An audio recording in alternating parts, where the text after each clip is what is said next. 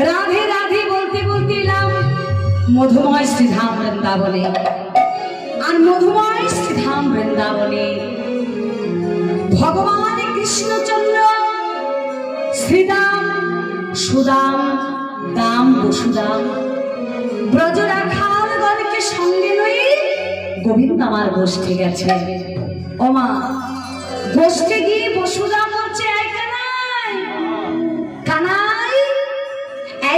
আমরা তো নীতি নীতি গোষ্ঠী আসি আর নীতি নীতি বিনোদ খেলা রচনা করি, কিন্তু কানাই রে আজ আমাদের মনের ইচ্ছা আজ আমরা রাজা রাজা খেলা খেলবো।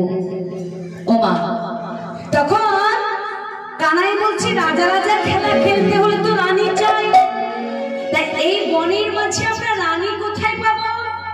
আমরা হলাম মাত্র দ্বাদশটি রাখাল। রাধে রাধে।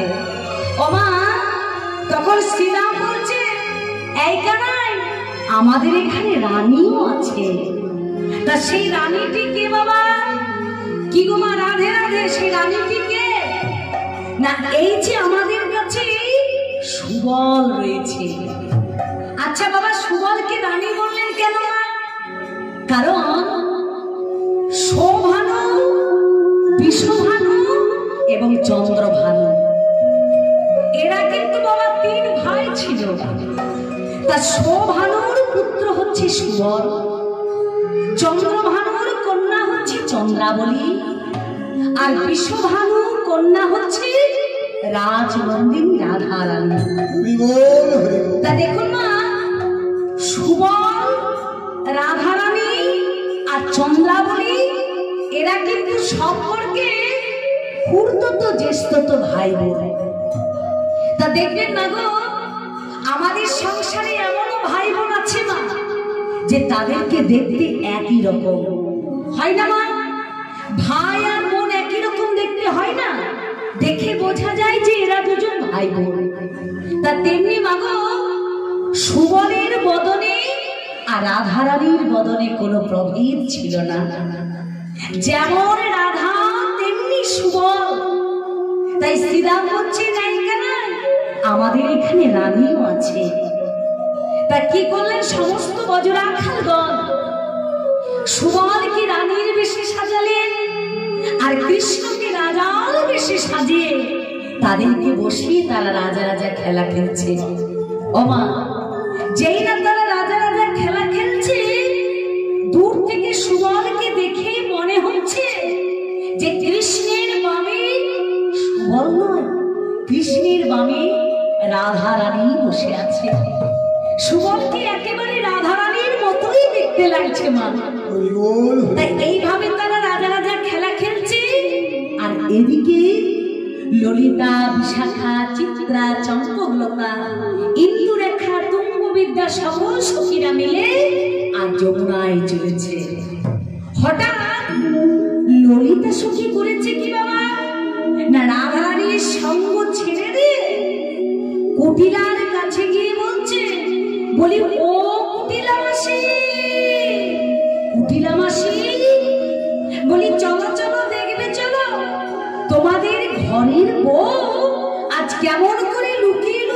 কৃষ্ণের সাথে গল্প করছে। রাধে রাধে। আচ্ছা বাবা, জটিলা আর কুটিলা, রাধারানীর শাশুড়ি আর ননদী, এদেরকে কিন্তু রাধারানী আমার খুব ভয় করতো মা। আচ্ছা বলুন তো মা গো, আমাদের তো প্রত্যেকের বাড়িতে শাশুড়ি ননদী আছে মা, তা বলছে শাশুড়ি আর ননদীকে এত ভয় পাওয়ার কারণ কি? কি গো মা, শাশুড়ি ননদীকে ভয় পাবো কেন? কেন এত ভয় পাওয়ার কারণ? না বলছে দেখো, ওই শাশুড়ি আর ননদী এদের কিন্তু নামের মধ্যেই মা গো ভয় লুকিয়ে আছে। কেমন? বলছে শাশুড়ি কাকে বলে?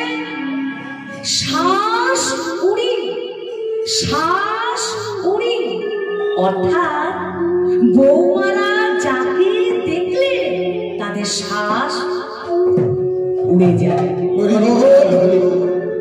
বলছে বৌমারা যাকে দেখলে তাদের শ্বাস উড়ে যায়, তাকেই বলে শ্বাস উড়ি।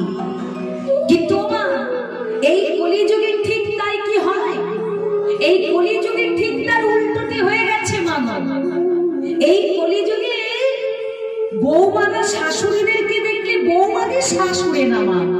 কি হয়েছে না, এই কলিযুগে শাশুড়িরা বৌমাদেরকে দেখলে শাশুড়িদের শ্বাস নিতাই,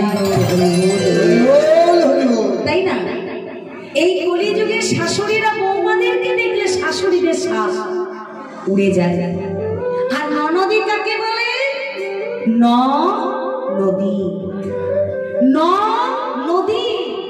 বলছে একটা নয়, দুটো নয়, তিনটে নয়, চারটে নয়, পাঁচটা নয়, ওই 9টা নদীর মতো ননদীকে পেরিয়ে রাধারানী আমার কৃষ্ণের সাধন ভজন করেন। তাই রাধারানী আমার তার শাশুড়ি আর ননদীকে খুব ভয় করে মা। এতটাই ভয় করে যে ওই শাশুড়ি ননদের জ্বালায় হা কৃষ্ণ বলে কাঁদতেও পায় না, হা কৃষ্ণ বলে কাঁদতেও পায় না।